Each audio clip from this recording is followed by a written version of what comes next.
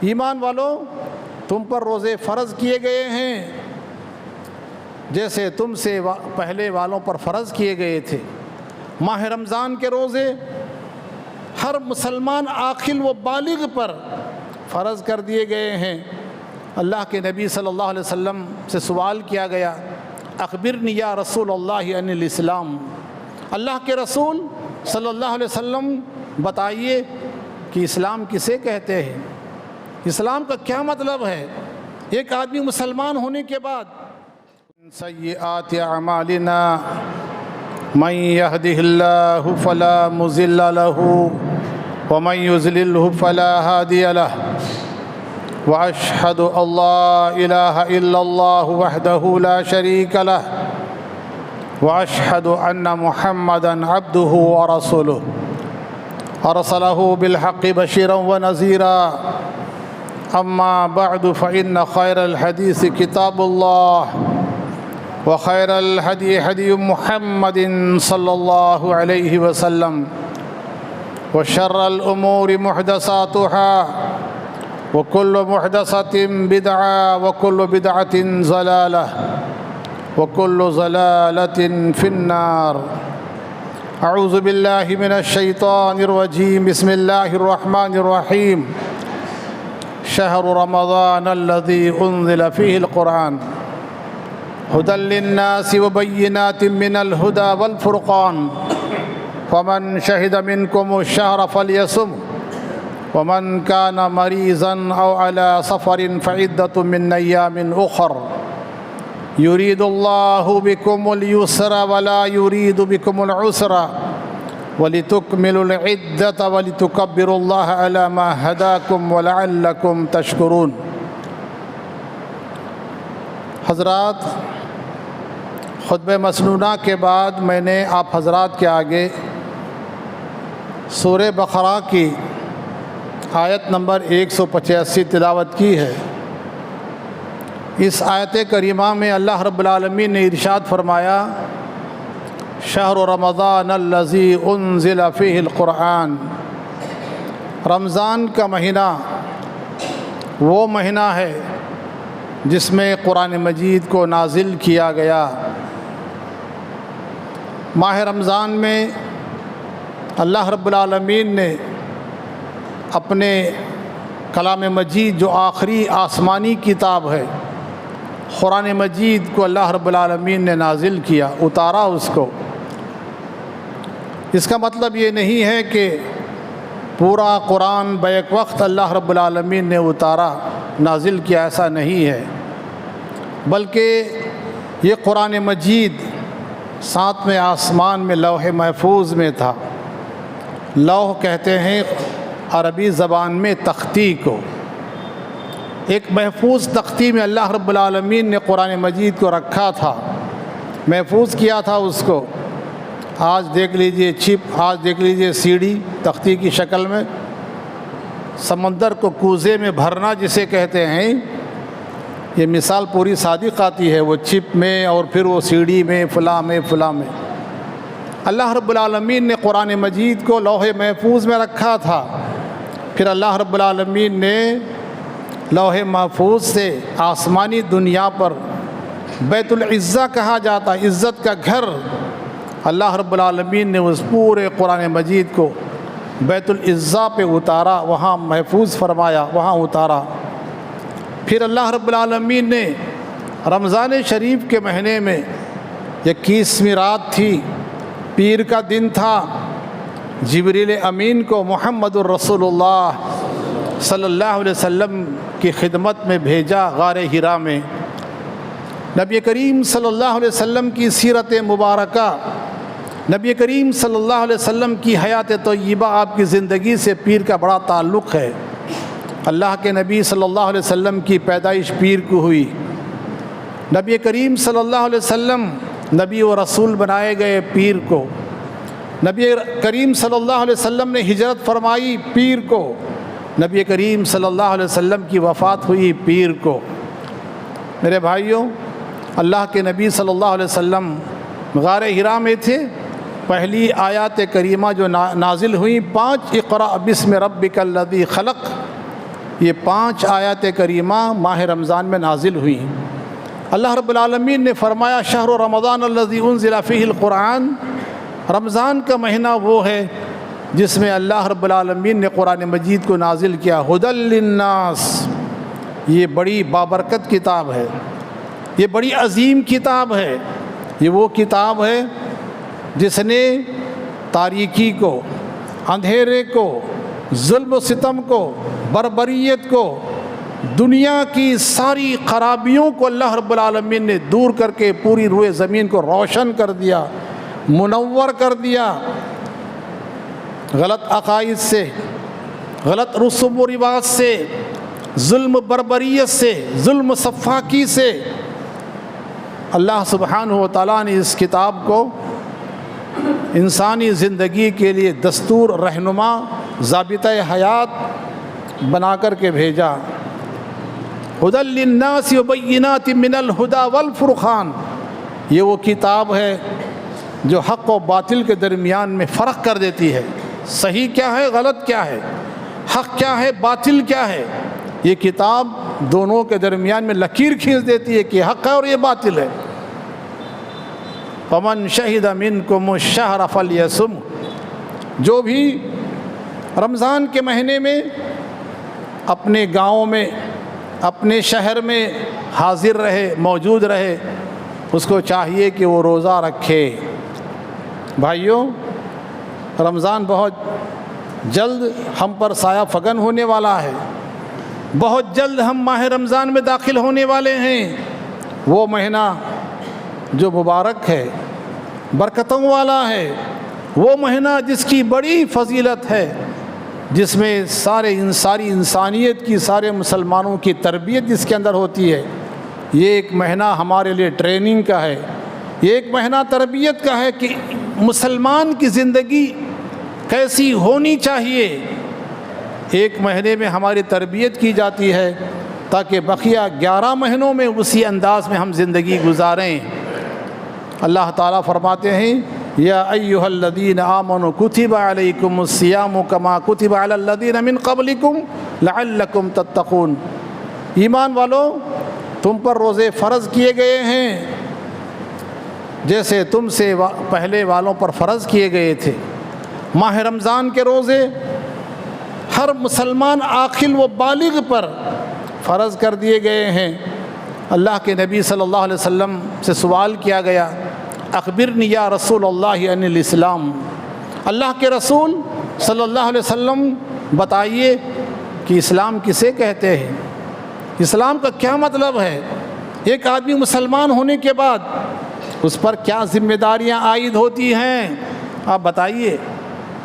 میرے بھائیوں، سمجھنے کے لیے ایک آدمی اگر کسی سیاسی تنظیم میں داخل ہو جاتا ہے، اس کا ممبر بن جاتا ہے، اگر وہ اس سیاسی تنظیم کے قانون کے خلاف کوئی کام کرتا ہے تو اس کو پارٹی سے ڈسمس کر دیا جاتا ہے۔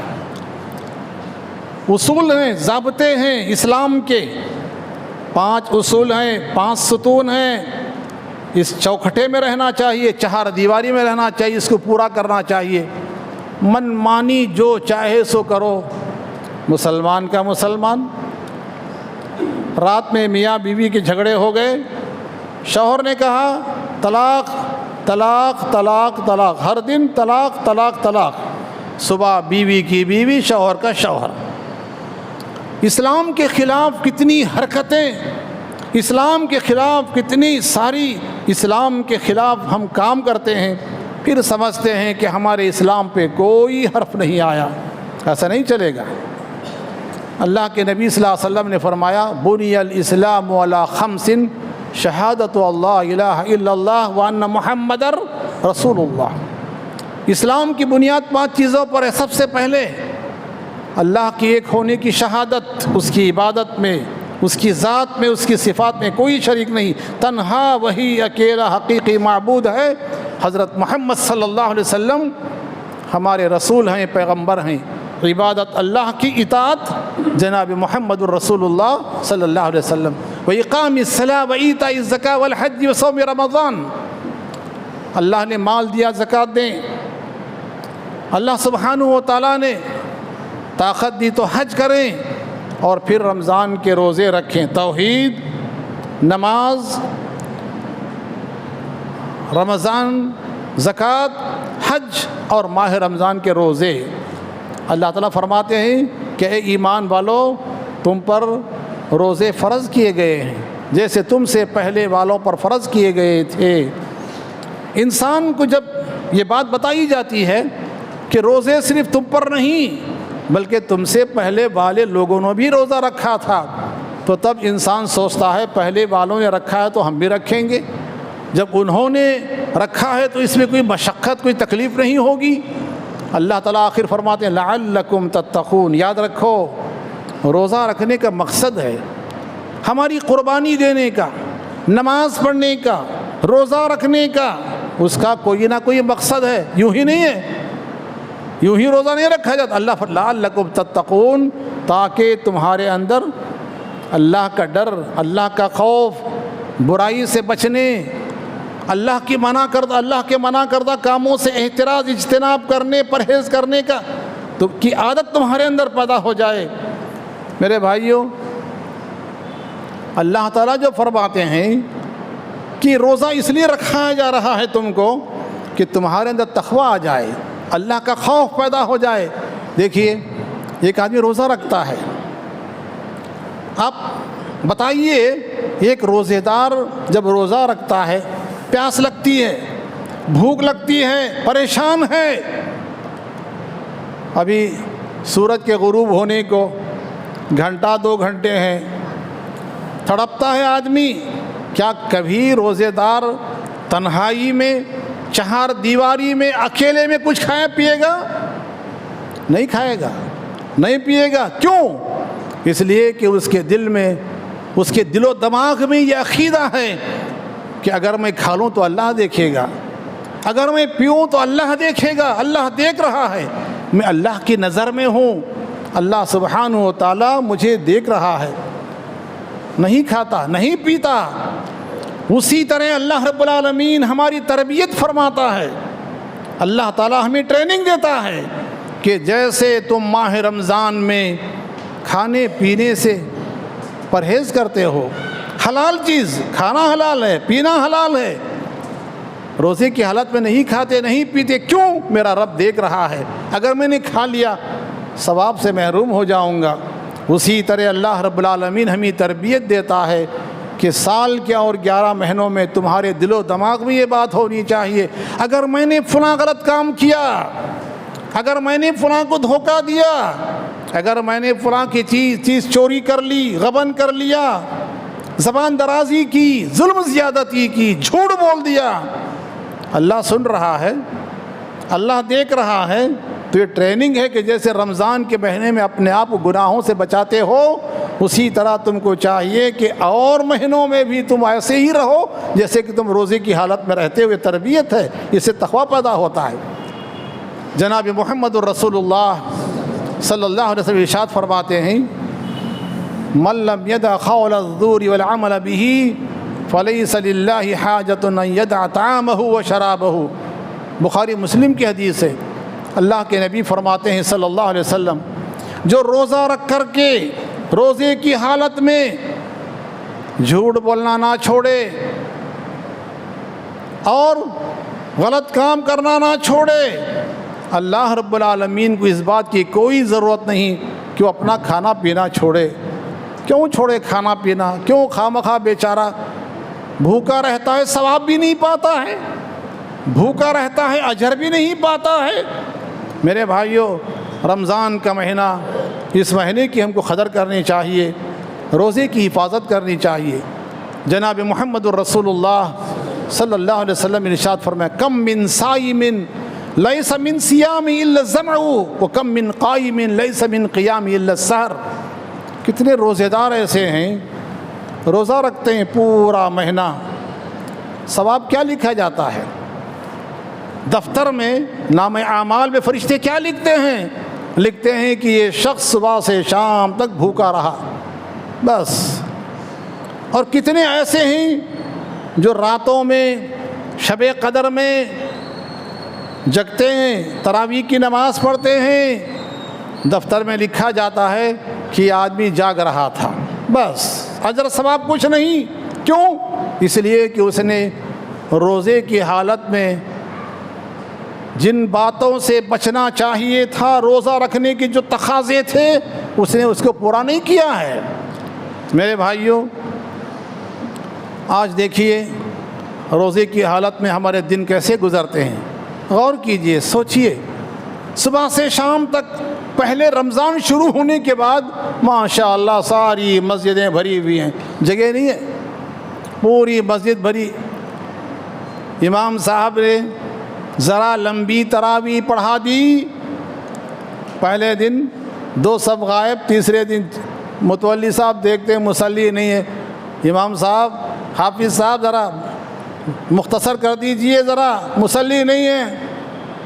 آپ کو کیا جی مصلی نہیں تو جائیں؟ آپ کیا سب کی وہ ذمہ داری لیے ہوئے ہیں ٹھیکہ کہ سب کو زبردستی نماز پڑھائیں؟ پیارے نبی جناب محمد الرسول اللہ صلی اللہ علیہ وسلم کی عبادات کیسی تھیں؟ نبی کریم صلی اللہ علیہ وسلم کی تہجد کی نماز کیسی تھی؟ تراویح کی نماز کیسی تھی؟ صحابہ کرام نبی کریم صلی اللہ علیہ وسلم کے زمانے میں تراویح کی نماز پڑھے، کیسے پڑھے؟ معلوم ہوا اللہ کے نبی صلی اللہ علیہ وسلم نماز کے لیے کھڑے ہیں رمضان میں، صحابہ آتے گئے، مسجد بھر گئی، آپ نے لمبی نماز پڑھائی۔ دوسرے دن معلوم ہوا صحابہ کو کہ آپ نے نماز پڑھی، رات میں جماعت بھی ساتھ میں تھی، اور صحابہ آ گئے۔ اس کے بعد تیسرے دن اور صحابہ آ گئے، چونکہ صحابہ مدینے سے دور دراز بھی رہتے تھے، مسجد سے قریب مکانات تھے، دور بھی تھے۔ چوتھے دن اللہ کے نبی صلی اللہ علیہ وسلم تشریف نہیں لائے۔ صحابہ کرام نبی کریم صلی اللہ علیہ وسلم کا ادب و احترام، نبی کریم صلی اللہ علیہ وسلم کی راحت و آرام کا کتنا خیال رکھتے تھے۔ صحابہ کرام انتظار کرتے، بیٹھے، آخر بعض صحابہ کرام آپ صلی اللہ علیہ وسلم کے گھر کے قریب جا کر کے انہوں نے کھانسنا شروع کیا، کھنکارنا شروع کیا۔ بعض صحابہ کرام وضو کے لوٹے ذرا زور سے رکھتے تاکہ معلوم ہو کہ اللہ کے نبی کے صحابہ انتظار کر آ جائیں۔ آپ صلی اللہ علیہ وسلم سیدھے فجر کی نماز میں آئے۔ آپ صلی اللہ علیہ وسلم نے فرمایا، دیکھو میں چاہتا تھا کہ نماز تمہارے ساتھ جماعت سے پڑھ لوں، لیکن مجھے اندیشہ، خوف ہوا اس بات کا، ڈر ہوا اس بات کا کہ کہیں اللہ رب العالمین اس نماز کو فرض نہ کر دے، اس لیے میں نے نہیں پڑھی۔ عمر بن خطاب رضی اللہ تعالیٰ عنہ صحابہ کرام کو جمع فرمایا، تراویح پڑھی۔ صحابہ کرام سلام پھیر کر کے تراویح کی نماز کے بعد دوڑتے بھاگتے تھے، کہیں ایسا نہ ہو کہ سحری کا وقت ختم ہو جائے۔ آدھی رات سے کھڑے ہوتے تھے، لمبی نماز پڑھتے تھے۔ میرے بھائیوں، اللہ کے نبی نے فرمایا، کم من قائم لیس من قیامہ الا السحر، کتنے ایسے تراویح کی نماز پڑھنے والے ہیں، ان کا اجر و ثواب کیا نہیں لکھا جاتا، بلکہ لکھا جاتا ہے کہ یہ بس جگتا رہا، نماز نہیں پڑھا۔ میرے بھائیوں، یہ تراویح کی نماز میں جو سستی، تراویح کی نماز میں جو لوگوں کی کمی کے اسباب کیا ہیں، اس پر بھی غور کرنے کی ضرورت ہے۔ افطار کرانے کا بڑا ثواب ہے، افطار کرانے کا بڑا ثواب ہے۔ نبی کریم صلی اللہ علیہ وسلم فرماتے ہیں کہ جو شخص افطار کرواتا ہے، اللہ تعالیٰ افطار کرانے والے کو اتنا ہی ثواب دیتے ہیں جتنا روزے دار کو دیتا ہے، روزے دار کے ثواب میں کمی کر کے نہیں۔ اس کا مطلب یہ نہیں ہے کہ آپ بریانی کھلائیے، اس کا مطلب نہیں کہ آپ بغیر چاول کھلائیے، خشکا کھلائیے، قیمہ کھلائیے، اس کا مطلب یہ نہیں کہ آپ حلق تک کھلائیے، اس کا مطلب یہ نہیں کہ لوگ اتنا کھائیں کہ نماز میں سستی ہو رہی ہے۔ رمضان کا مہینہ آتا ہے، کیا بتائیں، اللہ تعالیٰ نے مسلمانوں کو فارغ الباری خوشحالی دی ہے، لوگ بیچتے ہیں اجر پانے کے لیے، ثواب پانے کے لیے۔ ہر ایک کی کوشش، ہر ایک کی خواہش یہی ہوتی ہے، ہر ایک کی خواہش یہی ہوتی ہے کہ بھیجنے والا مرغن بھیجے، بھیجنے والا چکنا بھیجے، بھیجنے والا فلاں بھیجے۔ یہ نہیں ہے میرے بھائی۔ صحابہ کرام جو ہے، دیکھیے عبد الرحمن بن عوف رضی اللہ تعالیٰ عنہ افطار کے لیے بیٹھے، سامنے ان کے 2-3 قسم کے آئٹم رکھے ہوئے تھے، چاول ہے، روٹی ہے، گوشت ہے، فلاں ہے۔ زارو خطار رونے لگے، زارو خطار رونے لگے۔ صحابہ نے پوچھا آپ کیوں رو رہے ہیں؟ آپ روزے سے ہیں، افطار کریں۔ رونے لگے، کہنے لگے مجھ سے پہلے جو صحابہ تھے، مصعب بن عمیر رضی اللہ تعالیٰ عنہ، مصعب بن عمیر تھے، ان کا انتقال ہوا اس حال میں کہ جب کفن دینے کا وقت آیا،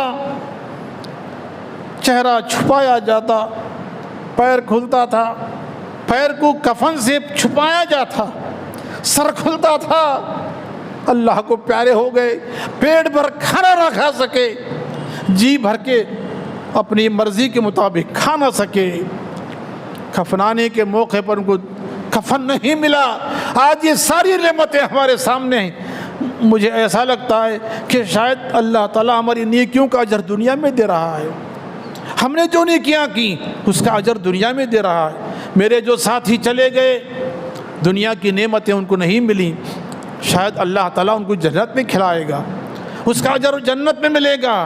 آج ہماری حالت یہ ہے کہ یہ ساری چیزیں ہم کھائیں گے تو اللہ کو کیا جواب دیں گے؟ میرے بھائیوں،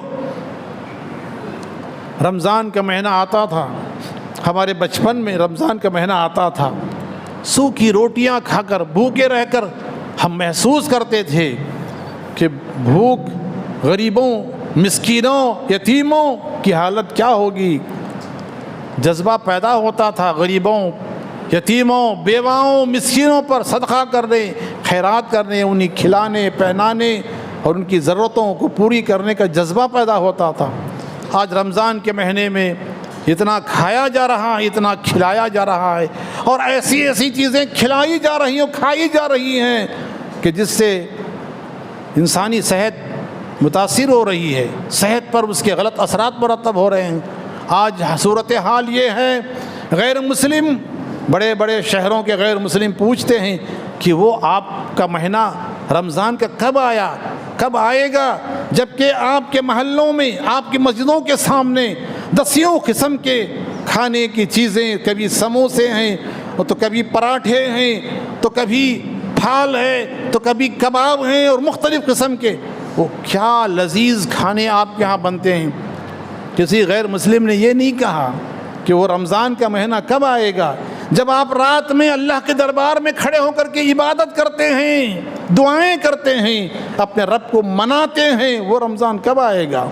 رمضان کا مہینہ کیا آتا ہے؟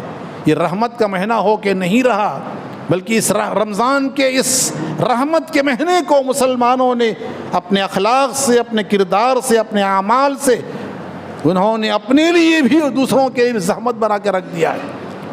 کیا بتائیں میرے بھائیوں، بنگلور شہر میں ہمارا وہاں قیام رہتا ہے، ایک علاقہ ہے، نام لینا مناسب نہیں سمجھتا، 2 بجے رات سے جو چیخ و پکار شروع ہو جاتی ہے، بھائیوں سحری کا وقت ہو چکا ہے، مائی بہنوں اٹھو، صبح کی اذان تک، سحری صبح کی اذان تک برابر چیخ و پکار ہوتا ہے، نیندیں حرام ہو جاتی ہیں۔ غیر مسلم بتائیے آخر کیا سوچتے ہیں؟ برکیف بتانے کا مقصد یہ ہے کہ نبی کریم صلی اللہ علیہ وسلم ارشاد فرماتے ہیں روزے داروں کو کھلانے کا ثواب ہے، کھلانا چاہیے، میں نہیں کہتا کہ مت کھلائیے اور کھائیے، دعا دیجئے، ضرور عبادت ہے، یہ نیکی ہے، یہ کھانا کھلانا، پانی پلانا بہت بڑا ثواب کا کام ہے، بڑا اجر ہے۔ جو کھلاتے ہیں روزے دار کو، اللہ تعالیٰ جتنا ثواب دیتا ہے روزے دار کو اتنا ہی ثواب دیتا ہے کھانا کھلانے والے کو، اس کے ثواب میں کمی کیے بغیر۔ میں یہاں ہمارے بھائیوں سے جو روزے داروں کو کھانا کھلاتے ہیں اور مسجد کو پہنچاتے ہیں، میں ان سے گفتگو کرنا چاہتا ہوں، چند باتوں کا اشارہ کرنا چاہتا ہوں۔ آپ کھلاتے ہیں، اللہ کی راہ میں آپ کھلاتے ہیں۔ اے بچوں خاموش بیٹھو جی، ادب سے بیٹھو۔ آپ کھلاتے ہیں اللہ کی راہ میں۔ آپ کے گھر اگر سمدھیوں کی دعوت ہوتی ہے، دوستوں کی دعوت ہوتی ہے، تو آپ کیسے کھلاتے ہیں؟ ان کے لیے بیٹھنے کا انتظام کرتے ہیں، ان کے لیے پانی کا انتظام کرتے ہیں، ان کے لیے پاکی صفائی کا انتظام کرتے ہیں، اس کے بعد آپ بلاتے ہیں، سارا گھر پاک و صاف، ہر چیز اپنی جگہ برابر، اس کے بعد بلاتے ہیں، باعزت کھلا پلا کے بھیجتے ہیں۔ لہٰذا میں آپ سے گزارش کرتا ہوں کہ جو حضرات مسجد کو روزہ داروں کے لیے کھانا بھیجتے ہیں یا کوئی اور چیز بھیجتے ہیں، ان سے گزارش یہ ہے کہ آپ کھلائیے، اللہ آپ کو اجر دے۔ آپ اللہ کے گھر میں کھلاتے ہیں، روزہ داروں کو کھلاتے ہیں، روزہ دار کھا رہے ہیں اور ثواب پہنچا رہے ہیں۔ میرے بھائیوں، آپ اللہ کی راہ میں دیتے ہیں۔ اللہ کی راہ میں دینا کیا ہے؟ آخرت میں توشہ، وہاں ذخیرہ ڈپازٹ ہو رہا ہے۔ اگر ہم نے کھانا بھیج دیا اور سمجھ لیا کہ کھانا تقسیم ہو جانا چاہیے، درست نہیں ہے۔ جب آپ خرچ کر رہے ہیں تو ایسا خرچ کیجئے کہ آپ کرسیوں کا انتظام کیجئے، ٹیبل کا انتظام کیجئے۔ انشاءاللہ نوجوان ہیں، نوجوانوں سے گزارش کروں گا، محلے کے نوجوانوں سے، کہ وہ ایک کمیٹی بنا لیں، 10 افراد کی، 20 افراد کی، ایک اشرہ چند 10 دن چند افراد، 10 دن چند افراد، 10 دن چند افراد، کرسیاں بچھائیں، ٹیبل بچھائیں، باعزت طریقے سے ان کو کھلائیں۔ مسجد میں پلیٹ موجود ہے، اگر آپ میں سے کوئی گلاس لا کر دے دے تو اس کو محفوظ کیا جائے گا۔ اور میں نے ایسا انتظام کیا ہے کہ 100 کرسیاں ہوں گی، 20 ٹیبل ہوں گے، اس کے بدل میں آپ کو اگر آپ کھلا رہے ہیں تو 1000 دے دیجئے، 1000 آپ پہنچائیے۔ کھانے کا انتظام انشاءاللہ بہت سلیقے سے، پاکی صفائی کے ساتھ، یہ حضرات جو اللہ کے لیے آپ کا تعاون کرنا چاہتے ہیں وہ آپ کے ساتھ رہیں گے، کھلائیں گے، پلائیں گے، باعزت طریقے سے بھیج دیں گے۔ یہاں میں یہ بھی کہنا چاہوں گا، وقت بہت مختصر ہے، کہنے کی باتیں بہت ہیں، ماہ رمضان آ رہا ہے۔ لوگ بھیجتے ہیں کس کے لیے؟ روزہ داروں کے لیے، جو مسجد میں آتے ہیں ان کے لیے، اللہ کے لیے۔ اللہ تعالیٰ آپ کے رزق میں برکت دے۔ ٹفن لے کر نہ آئیے، وہ برتنیں لے کر نہ آئیے، یہاں روزہ دار موجود ہیں، آپ اگر برتنیں بھر کر لے جائیں گے تو آپ خیانت کر رہے ہیں، آپ غلط کر رہے ہیں، ایسا نہیں ہونا چاہیے۔ اور بچے بڑے جو بھی آئیں یہاں بیٹھ کر کھائیے، یہاں بیٹھ کر کھانے کے بعد اگر بچ جاتا ہے تو لے جائیے، خدمت کرنے والے لے جائیے، خادموں کو دیجیے، صحیح ہے۔ اللہ کے نبی فرماتے ہیں کسی باغ میں جاؤ، باغ میں جانے کے بعد اگر تم نے وہاں کا پھل توڑ کے کھا لیا تو غلط نہیں ہے، غلط نہیں ہے، کھا سکتے ہو، لیکن کھانے کے بعد پھر لے کے جانا یہ خیانت اور چوری ہے۔ برکیف میرے بھائیوں، بتائے رہا ہوں، کھانا کھلانا، پانی پلانا بہت بڑے ثواب کا کام ہے۔ اگر کوئی چاول بھیج رہے ہیں، آپ میں سے چاہیے کہ کوئی پانی کا انتظام کر دے، پانی پلانے کا بڑا ثواب ہے، بڑا ثواب ہے۔ ایک حدیث بتا کر کے آگے بڑھنا چاہتا ہوں۔ جناب محمد الرسول اللہ صلی اللہ علیہ وسلم نے جب مدینہ منورہ میں مسلمانوں کے لیے میٹھے پانی کی تنگی ہوئی، اللہ کے نبی صلی اللہ علیہ وسلم نے فرمایا، تم میں سے کون ہے جو مسلمانوں کے لیے میٹھے پانی کا انتظام کرے؟ میں اس کو جنت کی خوشخبری سناتا ہوں، میں اس کو جنت کی بشارت دیتا ہوں۔ فلاں بیر روما ہے، ایک کنواں ہے، یہودی کا ہے، وہ پانی بیچتا فروخت کرتا ہے، تم میں سے کون ہے اس سے خریدے؟ عثمان بن عفان رضی اللہ تعالیٰ عنہ سیدھے گئے، جا کر اس سے بات کی، کہا کہ بھائی آپ بیچ دیجئے۔ کہا کہ میں تھوڑی پاگل ہوں کہ اس کو دے دوں، نہیں دوں گا، انکار کر دیا۔ لیکن ان کو یقین تھا کہ جب پیارے نبی صلی اللہ علیہ وسلم نے فرمایا ہے کہ اس کے خریدنے والے کو جنت ہے تو ضرور یہ بیچ کر کے رہے گا۔ اور جو بزنس مین ہوتا ہے، تاجر ہوتا ہے، اس کے پاس بڑے وہ تدابیر ہوتے ہیں، بہت چالاک لوگ ہوتے ہیں۔ اللہ کے نبی صلی اللہ علیہ وسلم نے تجارت کی بہت بڑے اس کے فائدے بتائے ہیں۔ عثمان بن عفان رضی اللہ تعالیٰ عنہ نے ایک ترکیب سوچی، کہا ایسا ہے کہ آپ جو ہے نا اس کو میرے ہاتھ بیچ دیجئے، ایک دن ہم پانی بھر لیں گے اور دوسرے دن آپ پانی فروخت کیجئے، بیچ دیجئے۔ تو کہا یہ اچھا سودا ہے۔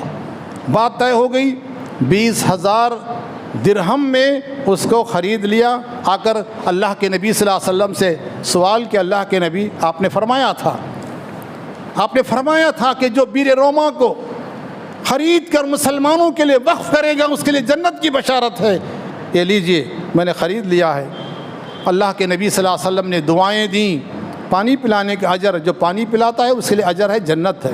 آپ نے وہ حدیث نہیں سنی کہ نبی کریم صلی اللہ علیہ وسلم فرماتے ہیں کہ ایک شخص, ایک عورت, دو بھی ہے حدیثوں کے اندر, ایک بدکارہ فاحشہ زانیہ عورت, اللہ اکبر, جا رہی تھی, راستے میں دیکھا ایک نجس کتا وہاں کنویں کے بازو پانی اپنے زبان کو اس گیلی مٹی پر رکھ کر کے پانی چوس رہا ہے.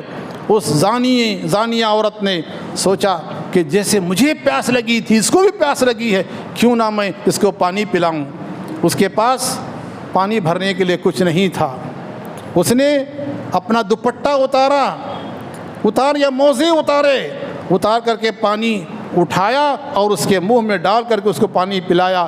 پیارے نبی جناب محمد الرسول اللہ صلی اللہ علیہ وسلم ارشاد فرماتے ہیں کہ اللہ رب العالمین کو اس کا یہ عمل پسند آیا اور اللہ رب العالمین نے اس کی بخشش فرما دی, اس کو معاف فرما دیا اور اس کو جنت میں داخل کر دیا. میرے بھائیوں, کھانا کھلانا, پانی پلانے کا بڑا اجر ہے, بڑا ثواب ہے. رمضان کے مہینے میں گلاس لا کے رکھیے, محفوظ رہیں گے. پانی بوتل لا کے دینا کوئی ضروری نہیں ہے. آج کل بوتل کا پانی پینا لوگوں نے سمجھ لیا ایک فیشن ہے, ضروری نہیں ہے. پانی پاک ہو, صاف ہو, پینے کے لائق ہو. کب سے ہم نے یہ سب نخرے سیکھ لیے ہیں, یہ بوجھ ہمارے اوپر کب سے آیا ہے.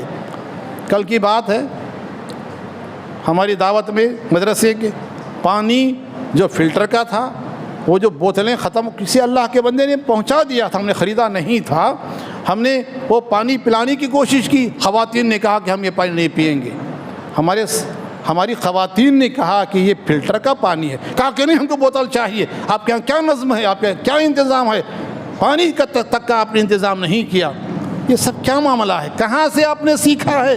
ہمارے باپ دادا نے پیا تھا بوتل کا پانی. ہمارے باپ دادا نے وہ کنویں کا گدلا پانی پی کر کے 100 سال زندگی ان کی تھی. توانا تھے, چست تھے, صحت مند تھے, تندرست تھے. یہ سب آرٹیفیشل, اس میں پتہ نہیں کتنی چیزیں, دوائیں ڈال کر کے ہماری صحت کی انہوں نے بالکل صحت کو برباد کر دیا ہے.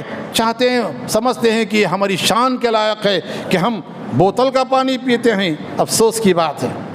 اللہ تعالیٰ نے اگر آپ کو موقع دیا ہے, پانی لا کے پلائیے, وہ بھی بہت بڑا کام ہے. اللہ کے نبی نے فرمایا روزہ کھولو کھجور سے کھولو. اگر کھجور نہیں ہے, پانی سے روزہ کھولو, اس کے بعد اللہ تعالیٰ جو دیے اس سے کھاؤ اور پیو. یاد رکھیے, ماہ رمضان میں روزہ رکھنے کے بعد اگر ہمارے اندر تقویٰ نہیں آیا, اگر ہمارے اندر اللہ کا ڈر و خوف پیدا نہیں ہوا, ہماری زندگی میں وہی بگاڑ جو رمضان سے پہلے تھا, تو آخر ہمارے روزہ رکھنے کا کیا مقصد ہوا, کیا مطلب ہوا, اس کا کیا فائدہ ہوا؟ میرے بھائیوں, رمضان کا مہینہ آ رہا ہے.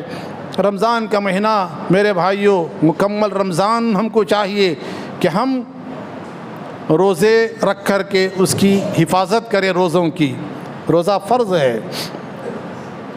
فرماتے ہیں اللہ تعالیٰ, فمن شہد منکم الشہر فلیصمہ, جو بھی رمضان کے مہینے میں اپنے شہر میں, اپنے گاؤں میں رہے, اس کو چاہیے کہ وہ روزہ رکھے. ومن کان منکم مریضا او علی سفر فعدۃ من ایام اخر, اگر کوئی مسافر ہے, سفر میں روزہ رکھنا اس کے لیے مشکل, ناممکن ہے, تو روزہ اور دنوں میں پورا کرے, لیکن رکھنا ہوگا. رمضان کا ایک روزہ بغیر کسی عذر کے چھوڑ دے, اگر اس نے ساری زندگی روزہ رکھا تو ایک روزے کے برابر وہ روزہ نہیں ہو سکتا.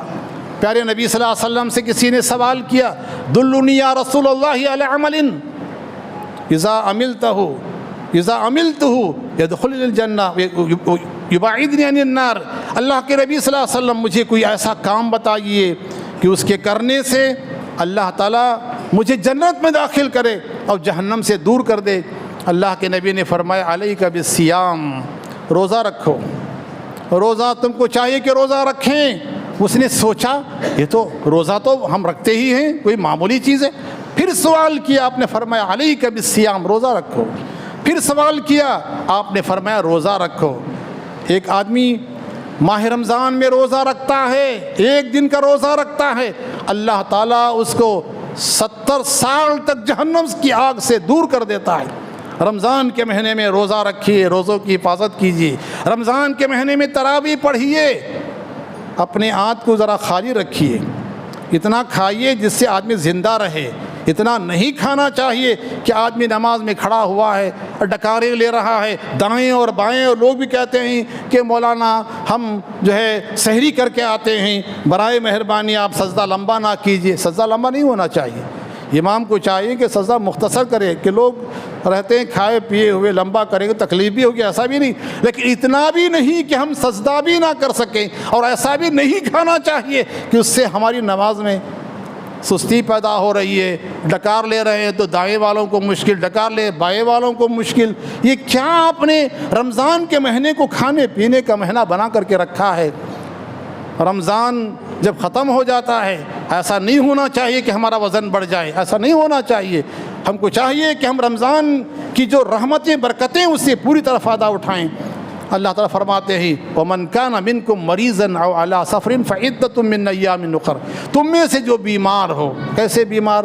ایسا بیمار کہ بیماری اچھی ہو سکتی ہے اور دنوں میں، لیکن اگر کوئی ایسا بیمار ہے جو دائمی مریض ہے، کوئی امید نہیں ہے اور روزہ رکھنا اس کے لیے ناممکن ہے، اس کو چاہیے کہ وہ ایک مسکین کو کھانا، وَعَلَى الَّذِينَ يُطِيقُونَهُ فِدْيَةُ طَعَامُ مسکین، جن لوگوں کو طاقت نہیں ہے روزہ رکھنے کی، مشکل ہے، ان کو چاہیے کہ غریب کو کھانا کھلائے، غریب کو کھانا کھلا دے، اس کا بدل ہے۔ لیکن وہ عورتیں، لیکن وہ خواتین جو بچوں کو دودھ پلانے والی ہیں اور حاملہ عورتیں ہیں، ان کے لیے بھی ضروری ہے کہ جب حمل وضع ہو جائے بچے کا دودھ چھڑا دے اور دنوں میں وہ روزہ پورا کرے۔ لیکن بعض خواتین ہماری ایسی ہوتی ہیں کہ ادھر بچے کو دودھ پلا رہے ہیں، پھر حاملہ ہو گئیں، جی پھر حمل کا سلسلہ شروع ہو گیا۔ یہ ایسے موقعوں پر کہ ایک کے بعد دوسرا، دوسرے کے بعد تیسرا عورت کی صحت متاثر ہو رہی ہے، اگر اس کا دل، ایک مسلمان ڈاکٹر اس کو مشورہ دیتا ہے کہ آپ روزے کو چھوڑ دیں، اس سے آپ کی صحت پر زبردست نقصان ہو سکتا ہے، تو ایسی صورت میں اس کو بھی اس بات کی اجازت ہے کہ وہ اپنے روزے کے بدل میں ایک اور آدمی کو کھانا کھلا دے۔ میرے اسلامی بھائیوں، خطبہ جمعہ کا وقت بہت مختصر ہوتا ہے، میں اللہ رب العالمین سے دعا کرتا ہوں کہ اللہ سبحانہ و تعالیٰ آنے والا رمضان ہمارے لیے رحمت کا بنائے، آنے والا رمضان ہمارے لیے برکت کا بنائے، آنے والا رمضان ہمارے لیے تقوی کے حاصل کرنے والا بنائے، آنے والا رمضان ہمارے لیے ایک دوسرے کے ساتھ ہمدردی خیر خواہی کرنے والا بنائے، اور آنے والا رمضان ہمارے لیے نیکیاں کمانے والا بنائے اور جنت کو حاصل کرنے والا بنائے، اور اس رمضان میں اللہ رب العالمین ہم کو اور آپ کو جہنم سے آزاد فرما دے، جہنم سے ہم کو دور کر دے۔ وآخر دعوانا ان الحمد للہ رب العالمین۔